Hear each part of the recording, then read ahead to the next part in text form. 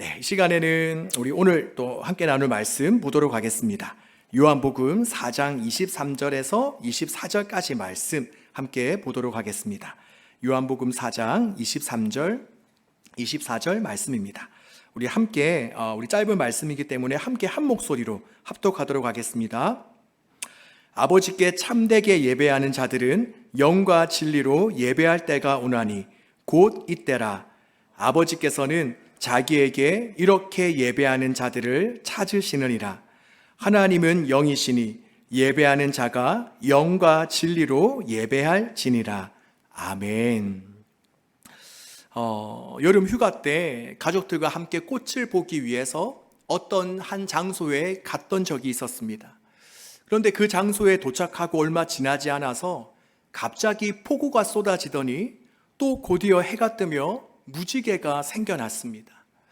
하나도 아니고 두 개가 겹친 쌍무지개였는데 그 모습을 보며 그곳에 있던 많은 사람들이 일제히 소리를 질렀습니다. 와, 무지개다. 너무 멋지다. 너무 아름답다. 이렇게 곳곳에서 하늘에 떠 있는 무지개를 보며 감탄하는 소리가 들려왔습니다. 어떻습니까? 여기 있는 우리 청년들도 지금껏 살아오면서 이처럼 놀랍고 아름다운 자연을 바라보면서 또한 좋아하는 연예인이나 운동선수들을 바라보면서 아마 감탄하며 감격했던 적이 있었을 것입니다. 이처럼 우리가 놀라며 감탄하는 것, 이것이 바로 예배입니다. 우리 여러분들은 예배가 뭐라고 생각하십니까? 우리가 예배하면 여러 가지 다양한 방식으로 정의를 내릴 수 있겠죠. 그런데 교회 용어 사전을 보면 예배를 나타내는 정의에 대해서 이야기할 때에 예배를 나타내는 용어를 통해서 히브리어와 헬라어 그리고 영어 단어를 통해서 영어의 정의를 말하고 있더라고요. 먼저 예배를 뜻하는 히브리어를 보면 아바드 그리고 샤하라는 단어가 있는데 이것은 순종하다, 섬기다, 복종하다라는 의미가 있습니다. 자, 먼저 히브리어는 아바드, 샤하라는 단어가 있는데 뭐라고요? 어떤 뜻? 섬기다, 복종하다, 순종하다 이런 뜻이 있습니다. 그리고 이번에 헬라어로 보면 프로스키네오 또 라트레이아라는 단어가 있는데 이것은 종이 주인을 섬기다라는 그런 뜻을 가지고 있습니다. 자, 그러면 이번에는 우리가 잘 아는 영어. 자, 영어로 예배를 뭐라고 하죠? 뭐라고 하죠? 네, 월십이라고 하죠.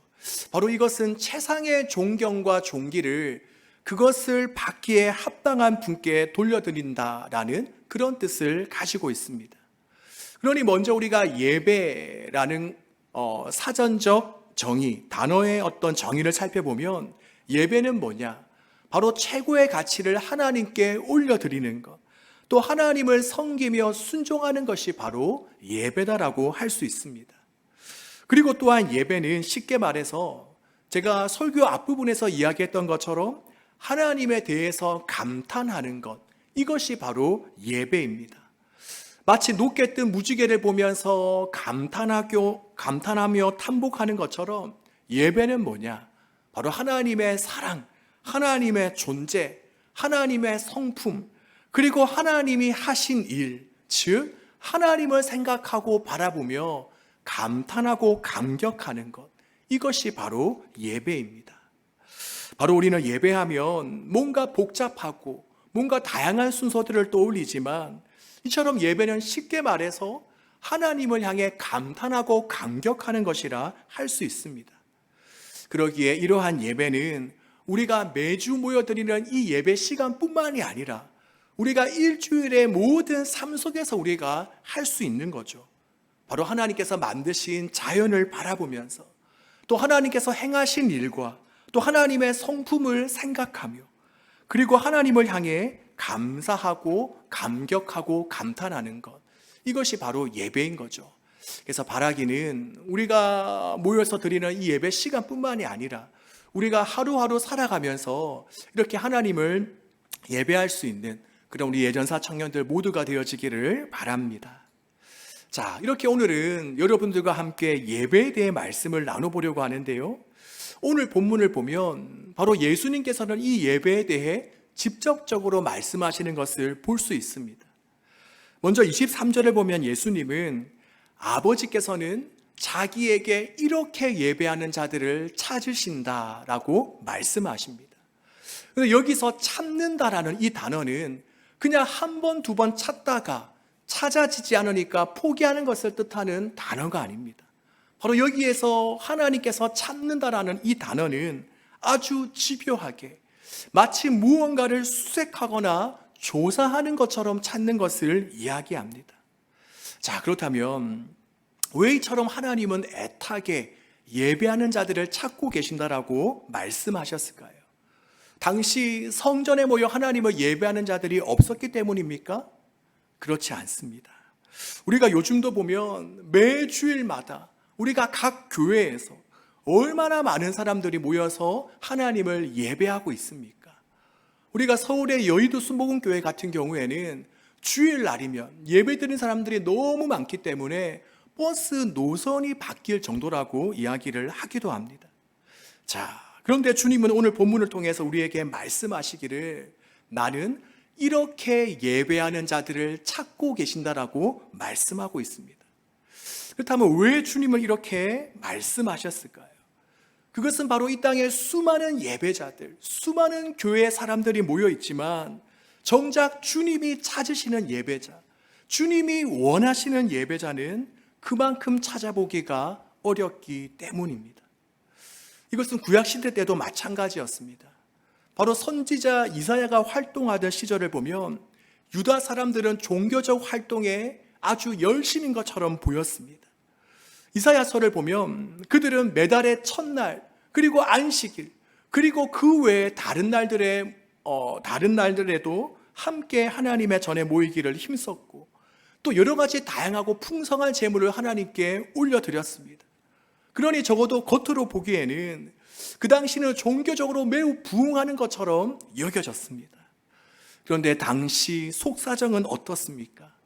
바로 이사야서 1장 13절을 보면 하나님께서는 이렇게 말씀하십니다. 우리 다 함께 한번 읽어볼까요? 시작. 다시는 헛된 재물을 가져오지 말아라. 다 쓸모없는 것들이다. 분향하는 것도 나에게는 역겹고 초하루와 안식일과 대회로 모이는 것도 참을 수 없으며 거룩한 집회를 열어놓고 못된 짓을 함께하는 것을 내가 더 이상 견딜 수 없다. 분명 겉으로 볼 때에는 온갖 형식을 다 갖춰 정말 풍성하게 하나님을 예배하는 것처럼 보였지만 정작 그 예배를 받으시는 하나님, 그 예배를 받으시는 하나님은 뭐라고 말씀하십니까? 지금 너희들이 드리는 이것들은 나와는 상관이 없는 것이다. 내 이름으로 모이는 이 모임들을 나는 더 이상 눈 뜨고 볼 수 없다. 그러니 이제 좀 그만해라, 그만 모여라 라고 말씀하고 있습니다. 그러니 이것은 너무나도 충격적인 것이죠. 자, 그렇다면 과연 오늘날 우리가 드리는 예배는 어떠할 것 같습니까? 우리의 겉모습, 겉모양뿐만이 아니라 우리 한 사람 한 사람의 생각과 마음과 중심을 다 아시는 하나님께서는 과연 오늘 우리가 드려지는 이 예배를 보면서는 어떤 말씀을 하실 것 같습니까? 우리가 오늘 본문을 보면 한 사마리아 여인이 예수님께 나와 한 가지 질문을 합니다. 바로 20절에 보면 우리 조상들은 이 산에서 예배하였는데 당신들의 말은 예배할 곳이 예루살렘에 있다 하더이다. 즉 이 말의 의미는 이렇습니다. 예수님, 예배는 도대체 어디에서 드려야 됩니까? 우리의 조상인 사마리아 사람들은 그리심산에서 예배를 드려야 된다라고 하는데 당신과 같은 유대인들은 예루살렘에서 드려야 된다라고 이야기를 하기도 합니다. 그렇다면 과연 예배는 그리심산에서 드리는 것이 옳습니까? 아니면 당신과 같은 유대인들이 말하는 것처럼 예루살렘에서 드려야 되는 것이 맞습니까? 라고 묻고 있는 것이죠. 그렇다면 이 여인이 왜 이런 질문을 던졌을까요? 우리가 이것을 알려면 바로 몇백 년 전에 있었던 한 사건을 살펴봐야 되는데 약 BC 500년경에 보면 스룹바벨이 예루살렘으로 돌아와서 성전을 재건하려고 합니다. 그런데 그 유대인들이 그 재건을 함께 도우려는 사마리아인들의 요구를 거절한 적이 있었습니다. 그러니까 유대인들이 이제 성전을 재건하려고 하니까 사마리아인들도 함께 도우려고 했습니다. 근데 유대인들이 됐어, 너희는 필요 없어 라고 거절을 했던 것이죠. 왜냐? 당시 사마리아인들은 다른 외국인들과 이방 민족들과 통혼을 했기 때문에 혈통을 무엇보다도 중요시 여기는 유대인들의 입장에서는 그런 그들과 함께 성전을 건축하는 것이 맞지 않다라고 생각했기 때문입니다. 그리고 이것으로 인해서 남쪽 유대인과 북쪽 사마리아인들의 갈등은 매우 커졌습니다. 그리고 급기야 그 이후에 사마리아인들은 예루살렘이 아니라 자신이 살고 있는 그리심산에 자신들만의 성전을 세우게 됩니다. 왜냐? 예전부터 이스라엘 사람들은 성전에서 하나님을 예배하는 습관이 있었습니다. 그러기에 북쪽 사마리아 땅에 살고 있는 사람들이 그곳에 살면서도 계속해서 성전이 있는 유대를 향해 눈을 돌리며 자꾸만 거기를 향해서 마음이 동요되는 것입니다. 그러기에 사마리아인들은 바로 자신이 살고 있는 그리심 산에, 바로 예루살렘에 세워져 있는 성전과 비슷한 모양의 성전을 세웠던 것입니다. 그리고 약 200년 이후에 그 성전은 파괴되어 모습이 사라졌지만 여전히 사마리아인들은 그리심산이 축복의 산이라 생각하며 지금까지 거기에서 예배를 드려왔던 것입니다. 그러니 이 여인은 예수님이 어떠한 선지자라고 생각이 되자 도대체 예배는 어디에서 드려야 됩니까? 유대인들이 생각하는 것처럼 예루살렘에서 드려야 됩니까? 아니면 우리 조상들이 생각하는 것처럼 그리심산에서 드려야 됩니까? 라고 물었던 것이죠. 자, 그러자 여러분, 그 뒤에 예수님은 뭐라고 말씀하십니까? 우리가 21절 말씀을 보면 예수님은 이 산에서도 말고 예루살렘에서도 말고 너희가 아버지께 예배할 때가 이르리라 라고 말씀하셨습니다. 그리고 또 그 뒤 23절을 보면 아버지께 예배하는 자들은 영과 진리로 예배할 때가 오나니 곧 이때라. 아버지께서는 자기에게 이렇게 예배하는 자들을 찾으시느니라 라고 말씀하셨습니다. 즉 이 여인과 예수님의 대화를 보면 여인은 무엇에 대해 물었죠? 바로 예배는 어디서 드려야 됩니까? 예배 드릴 장소와 형식에 대해서 질문을 했는데 그 질문을 받으신 예수님께서는 동문서답격으로 바로 예배 드리는 자의 태도와 자세에 대해 말씀하셨습니다. 그렇다면 예수님께서 이 사마리아 여인의 질문에 이렇게 답하신 이유는 무엇이겠습니까? 아마도 예수님은 이 여인의 질문을 들으시고 이런 마음에서 이와 같은 말씀을 하셨을 것 같습니다. 얘야, 너는 나에게 예배에 대해 물으면서 예배에 대한 장소나 형식에 대한 질문만을 하고 있구나. 너는 거기에만 집중되어져 있구나. 그런데 사실 하나님께서는 그것보다 훨씬 더 중요하게 여기시는 것이 하나 있는데 그것은 바로 예배의 장소나 형식이 아니라 예배 드리는 사람이란다. 바로 예배자들이 어떤 마음으로 주님 앞에 나와 예배 드리고 있는지, 그저 습관적이고 형식적으로 예배의 자리에만 앉아 있는지, 아니면 정말 갈급하고 사모하는 마음으로 하나님을 예배하고 있는지, 바로 이처럼 하나님께서 원하시는 것은 예배의 외적인 형식이 아니라 바로 예배 드리는 사람이란다. 바로 이것을 예수님께서는 알려주시고 싶으셨던 것 같습니다. 자, 그렇습니다. 지금도 많은 사람들은 예배를 이야기할 때에 예배의 형식이나 장소를 먼저 이야기합니다. 예배당의 시설은 이러이러해야 되고 또 예배는 얼마나 큐시트에 맞게 잘 진행이 되고 있는지, 우리 예배를 준비하는 임원들이나 찬양단은 어떻습니까? 지금 내가 하나님을 예배하는 자로 잘 준비되어져 있는가? 나는 얼마나 하나님의 임재와 영광을 사모하고 있는가에 집중하기보다는 때때로 우리는 우리가 준비한 대로 예배가 잘 흘러가고 있는가? 또 어제 연습한 대로 실수 없이 잘 진행되고 있는가? 이것만을 먼저 생각하고 있지는 않습니까? 물론 예배드리는 조건과 환경, 그리고 외적인 형식도 중요합니다. 그런데 오늘 말씀을 보면 주님은 무엇을 더 중요하게 여기고 계십니까? 바로 예배 드리는 사람입니다. 지금 예배 드리는 사람들이 어떤 마음을 가지고 주님 앞에 나와 있는지, 또 얼마나 주님의 영광과 임재에 대해서 사모하고 있는지, 갈급해하고 있는지, 즉 하나님은 지금 예배하고 있는 바로 예배자, 우리들을 주목하고 계시는 것입니다. 그러기에 바라기는 우리 예전사 한 사람 한 사람이 정말 이 시대에 주님이 원하시고 찾으시는 그런 예배자이기를 소망합니다. 아멘이십니까? 네. 자, 그리고 계속해서 본문을 살펴보면 예수님께서는 조금 더 구체적으로 이런 예배자는 도대체 어떤 사람인가? 하나님이 찾으시는 예배자는 어떤 사람인가?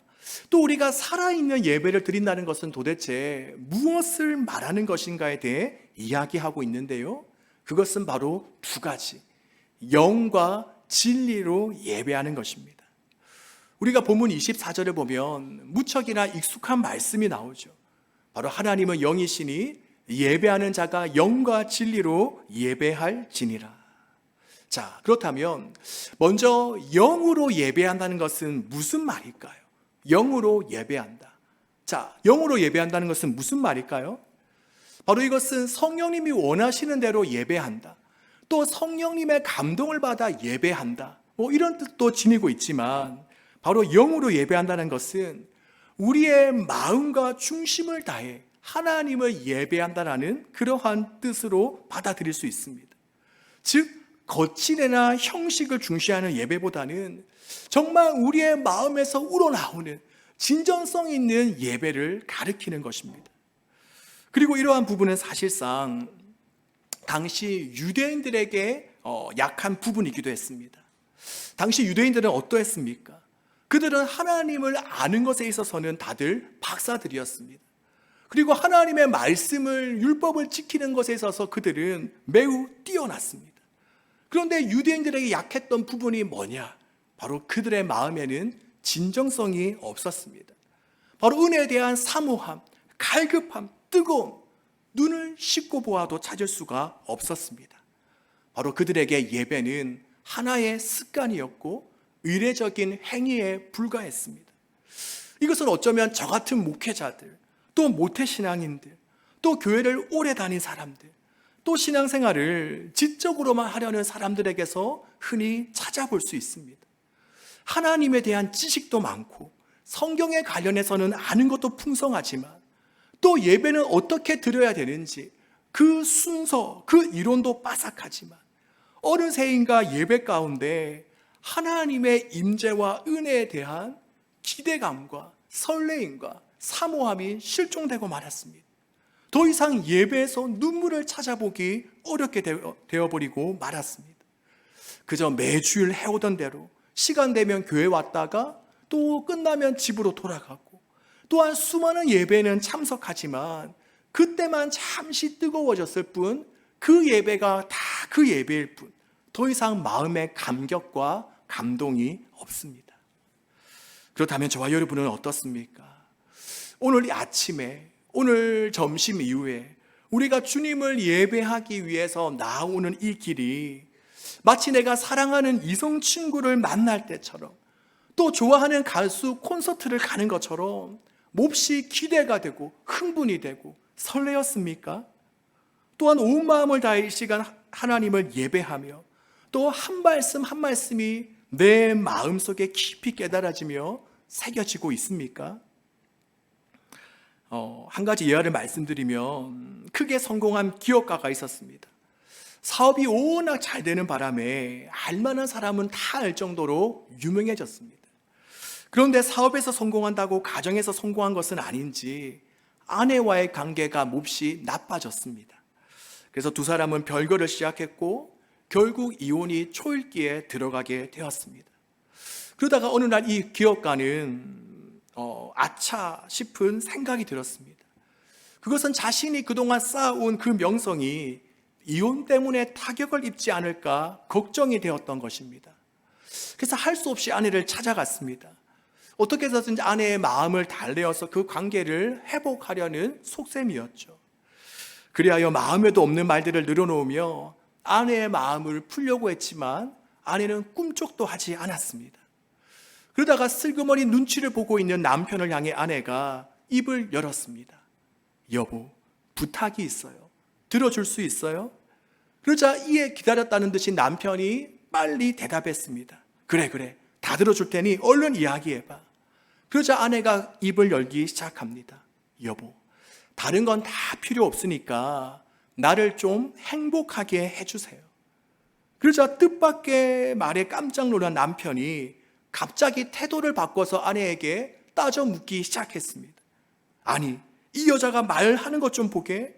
정말 해도 너무하네. 지금 당신 나한테 뭐라고 한 거야? 행복하게 해달라고?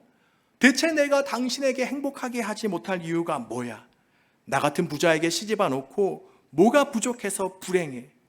지금 별창이 몇 채고 내가 당신에게 사준 명품 옷이 몇 개고 또 신발은 도대체 몇 개고 도대체 뭐가 더 필요해? 바로 이렇게 남편은 거품 물듯이 이야기를 했습니다. 그러자 곧이어 아내가 이야기합니다. 나는 당신이 그렇게 자랑스러워하는 돈이나 집, 별장, 명예 같은 거 저는 필요 없어요. 저는 다른 걸 원해요.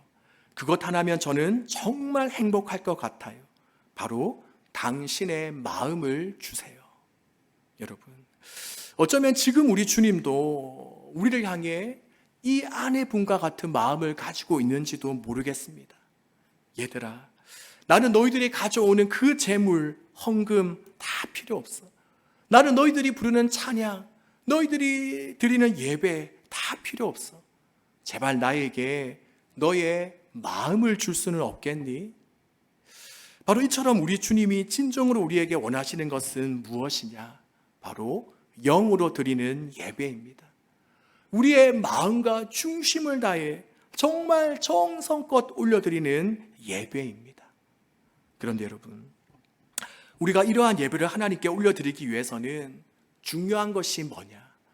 단지 수요일이나 주일에만 하나님을 예배하는 예배자로 살아가서는 안 된다는 것입니다.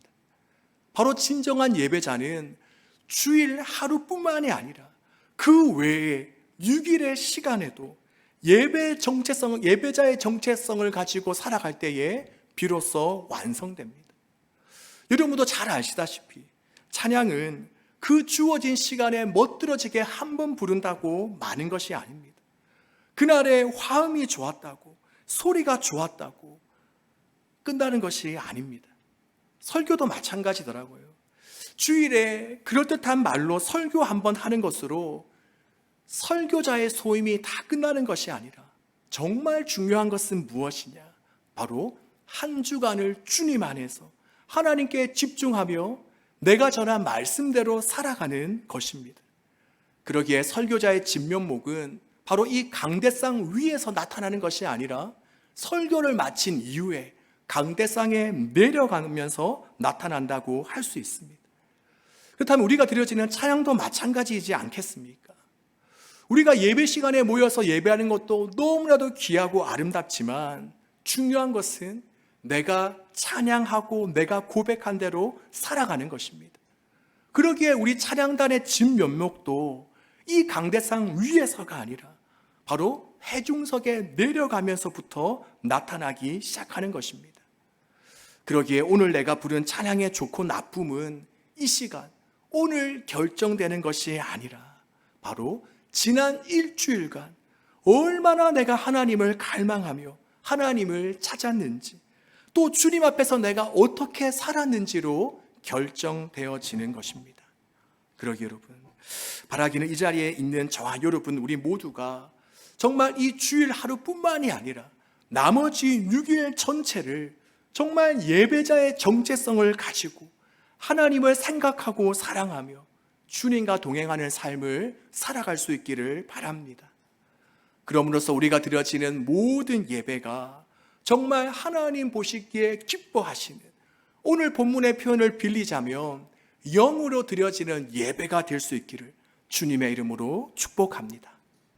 자, 그리고 두 번째로 주님은 오늘 본문 말씀을 통해 진리로 하나님을 예배할 것을 말씀하십니다. 자, 우리가 먼저 복습하면 영으로 예배한다는 것은 뭐라고 했죠? 우리의 마음과 정성을 다해 하나님을 예배하는 것. 이것이 바로 영으로 예배하는 거라 말씀드렸습니다. 그렇다면 두 번째 진리로 하나님을 예배한다는 것은 뭐냐? 바로 먼저는 영으로 예배하는 것과 같이 마음을 다해 하나님을 예배하는 것을 뜻하기도 합니다. 그리고 더 나아가 진리로 예배한다는 것은 하나님께서 제시하신 참된 방법으로 또 진리 되신 하나님의 말씀을 믿고 인정하며 예배하는 것을 뜻합니다.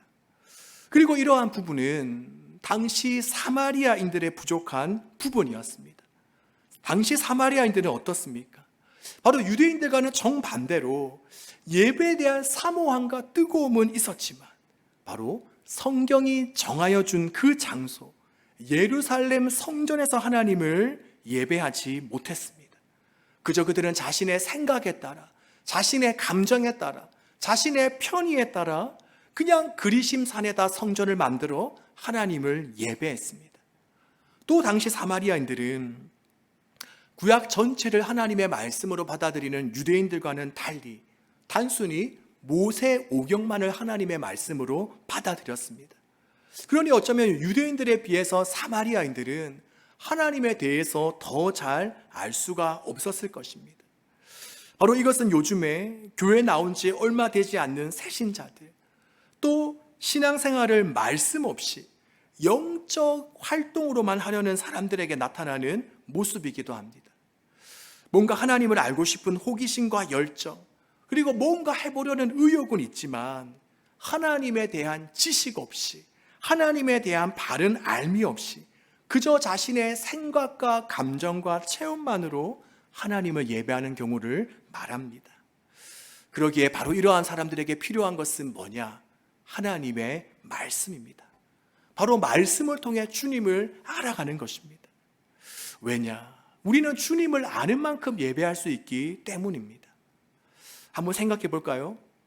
우리가 똑같은 미술 작품을 감상하더라도 미술에 대해서 잘 아는 사람과 또 미술에 대해서 잘 모르는 사람들이 느끼는 그 깊이와 감동이 같겠습니까? 같지 않겠죠. 왜냐? 아는 만큼 보고 아는 만큼 느껴지기 때문입니다. 그런데 우리가 드려지는 예배도 같습니다. 바로 우리는 하나님을 아는 만큼 그 예배의 감동과 깊이가 달라집니다. 오늘 본문에 나오는 여인도 마찬가지입니다. 그가 예수님을 그저 낯선 한 남성으로 인식했을 때는 예수님의 말씀을 대수롭지 않게 여겼습니다. 그런데 이 여인이 예수님을 어떤 선지자라고 여기자 예수님에 대해 관심도 가지고 예배에 대해서 물어보죠.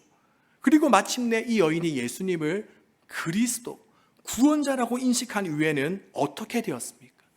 바로 이 여인은 자신이 가지고 온 물동이도 내던져친 채 마을로 뛰어 들어가서 이분이 메시아다, 이분이 우리가 기다리던 그리스도라고 외쳐대기 시작합니다. 바로 이처럼 상대방에 대한 인식이 달라지면 상대방에 대한 태도와 자세도 달라지기 마련입니다. 그런데 이것은 하나님과 우리와의 관계에도 마찬가지입니다. 우리는 예배의 대상이신 하나님을 더 인격적으로 깊이 알아가지 않고서는 지금보다 더 나은 예배를 절대로 드릴 수 없습니다. 별로 대수롭지 않게 여기는 예수님을, 사랑하지 않는 예수님을 어떻게 우리가 마음을 다해, 뜻을 다해, 정성을 다해 예배할 수 있겠습니까? 이처럼 우리는 하나님을 알고 경험하는 그 영적인 깊이와 수준만큼 우리는 성숙된 예배를 드릴 수가 있는 것입니다. 그러기에 바라기는 우리 예전사 모두가 날마다 하나님의 말씀 가까이 나아가 그 말씀을 붙잡고 살아갈 수 있기를 바랍니다. 또 그 말씀을 통해 하나님이 어떠한 분이신지, 나에게 어떠한 은혜를 부어주셨는지 그 사랑의 깊이와 너비와 높이를 더 깨달아갈 수 있기를 바랍니다. 우리가 로마서 10장 17절에 보면 믿음은 들음에서 나며 들음은 그리스도의 말씀으로 말미암았느니라. 바로 우리가 말씀을 가까이 하면 가까이 할수록 우리의 믿음은 자라납니다. 그리고 우리의 믿음이 자라나고 하나님을 알면 아는 만큼 더 하나님의 이름과 영광에 합당한 그 예배를 드릴 수가 있는 것입니다. 자, 이제 말씀을 정리하겠습니다. 오늘 우리는 말씀을 통해서 영과 진리로 예배하는 자들을 하나님께서는 찾고 계신다라는 것에 대해 들었습니다. 왜 그렇습니까? 이렇게도 많은 예배자들이 있는데 왜 하나님의 예배자들을 찾고 계신다라고 이야기하죠? 바로 주님이 찾으시는 예배자는 찾아보기가 힘들기 때문입니다. 그렇다면 지금 우리가 드리는 예배는 어떠할까요? 혹시 유대인들과 같이 우리 또한 타성에 젖어서 경건의 능력은 다 잃어버리고 경건의 모양만 간신히 갖추고 있지는 않습니까? 또한 우리는 사마리아인들과 같이 하나님에 대해서는 알아가려 하지 않고 그저 내 감정과 느낌과 열정, 체험만으로 하나님을 예배하고 있지는 않습니까? 이 시간 오늘 우리가 지금 나의 예배는 어떠한가? 지금 주님은 나의 이 모습을 보고 어떻게 생각하실까를 우리가 한번 다시금 돌아볼 수 있기를 바랍니다. 과연 나는 영과 진리로 하나님을 예배하고 있는가? 그리고 돌아보았을 때에 혹시 영과 진리 이 둘 중 뭔가 나에게 부족하다는 것이다라고 느껴진다면 우리가 그러한 부분들을 잘 채워서 정말 이 시대에 주님께서 찾으시는 그 한 사람, 그 예배자가 바로 저와 여러분 되기를 주님의 이름으로 축복합니다.